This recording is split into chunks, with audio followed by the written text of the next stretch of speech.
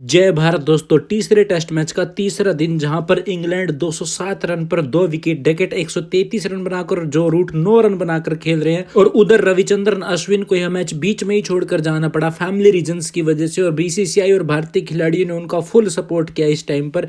इस बीच डकेट ने शुरुआत कल की तरह की, तेज तरार गति से रन बनाने शुरू किए, लेकिन बात यहां पर बिगड़ी जब जो रूट एक चिक्की शॉट खेलना चाहते थे बुमराह की गेंद पर, लेकिन ठीक से इसको टाइम वो कर नहीं पाए और बॉल सीधे जाकर कैचिंग पोजीशन पर खड़े स्लिप में शुभमन गिल के हाथों में जाकर समा गई। 18 रन बनाकर जो रूट पवेलियन लौट गए, लेकिन उनके इस अनवांटेड शॉट खेलने की वजह से नुकसान ये हुआ कि अगले ओवर की कुलदीप यादव की एक गेंद जोनी ब्रेस्टो की पैड को हिट कर गई। काफी लंबी अपील होने के बाद अंपायर ने फाइनली अपनी उंगली उठाई और जोनी ब्रेस्टो को भी इसके बाद पवेलियन लौटना पड़ा। बिना खाता खोले वो आउट हो गए और जो इंग्लैंड 224 रन पर 2 विकेट था वो 225 रन पर 5 विकेट हो गया। और उसके बाद इंग्लिश खिलाड़ी लगातार भारतीय बॉलर्स के आगे स्ट्रगल करते रहे। इस बीच कई सारी क्लोज कॉल्स हुई और इन्हीं क्लोज कॉल्स के बीच डकेट ने अपना 150 ही पूरा कर लिया, सिर्फ 139 गेंदों का सामना करके। क्या शानदार बैटिंग रही उनकी ये। लेकिन फिर उसके बाद कुलदीप यादव की फिरकी में डकेट तब उलझ गए जब उनकी एक बॉल पर वो शॉट खेलने के लिए गए और मिड विकेट एरिया में खड़े शुभमन गिल ने कोई गलती नहीं की। उनका कैच लपकने में